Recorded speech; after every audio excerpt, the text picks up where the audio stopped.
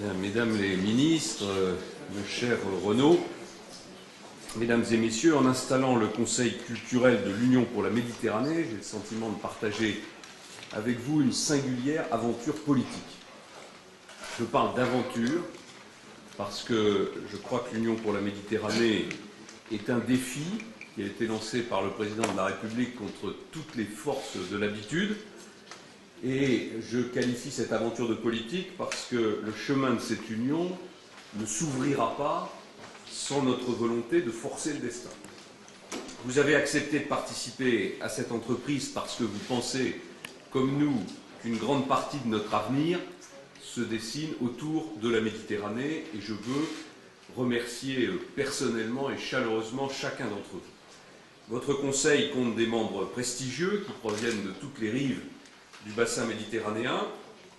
Je crois que pour donner de l'impulsion à notre ambition, il fallait ce lieu de convergence des initiatives publiques et privées qui concourent à notre rayonnement en Méditerranée. Et parce qu'il fallait à la tête de ce Conseil une personnalité dont les racines méditerranéennes soient tout à fait incontestables et aussi incontestables que sa capacité d'entraînement, nous avons voulu avec le Président de la République, que ce soit toi Renaud, qui assume cette mission, qui prolonge celle que tu conduis pour Marseille, capitale européenne de la culture 2013.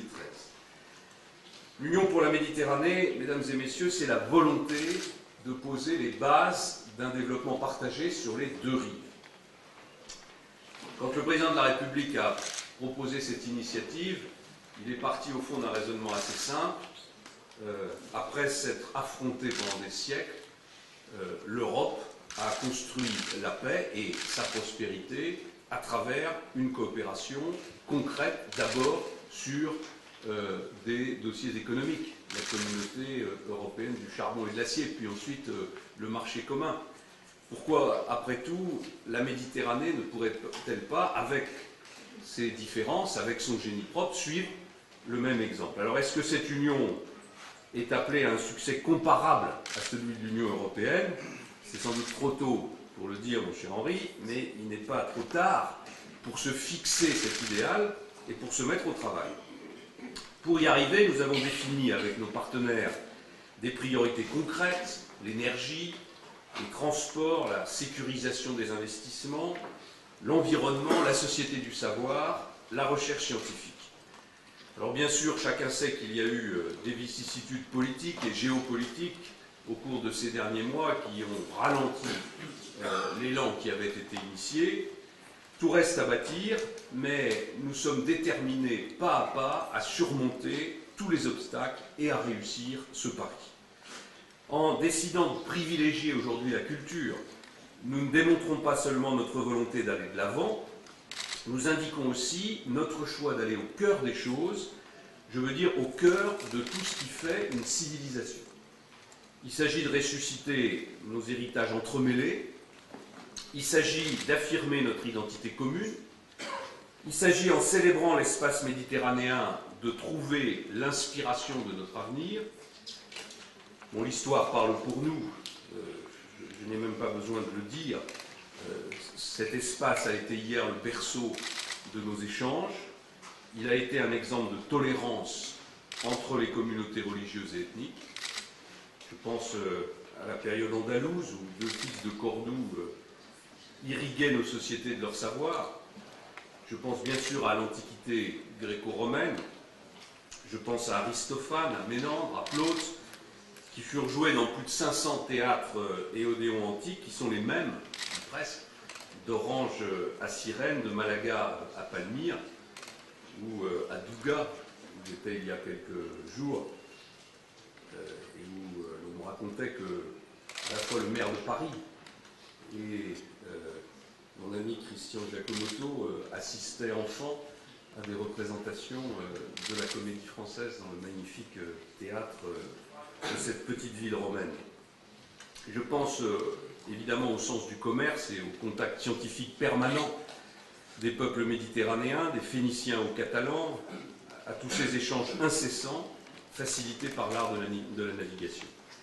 Je pense enfin de façon bien plus contemporaine aux efforts entrepris par la Fondation euro-méditerranéenne, par l'Institut du monde arabe. Tout cela est culture, tout cela fait sens et tout cela fait force. Voilà pourquoi, mesdames et messieurs, malgré les différents politiques ou religieux qui ont traversé et qui traversent encore le bassin méditerranéen, j'ai envie de dire plutôt même en raison de ces conflits, il faut placer la culture au cœur du projet méditerranéen. C'est elle qui transcende les frontières, c'est elle qui bouscule les préjugés, c'est elle qui accorde les esprits et les émotions, c'est donc elle qui peut être le tremplin de l'émergence d'une conscience méditerranéenne. Nous devons bâtir une Méditerranée qui parle d'une seule voix, mais dans toutes ses langues et de toutes ses âmes, écrivait Fernando Pessoa. La mission du Conseil culturel sera de donner du corps et de la visibilité à cette ambition. Je ne veux pas empiéter sur votre programme de travail, mais je perçois des sujets que vous ferez certainement vôtres: la préservation du patrimoine, la création sous toutes ses formes, la revitalisation des savoir-faire artisanaux, l'éducation, le dialogue des cultures, le statut des artistes, l'économie de la culture. Des pistes de travail ont déjà été tracées et d'autres vont être prochainement lancées, notamment par les acteurs et les institutions qui sont représentés à l'intérieur de votre conseil. Je pense à la convention entre l'Institut du monde arabe et la Bibliotheca Alexandrina, conclue par Dominique Baudis, qui arrive juste à temps pour que je le remercie, et aux perspectives de coopération élargie qui peuvent se développer pour la région méditerranéenne en matière de bibliothèque.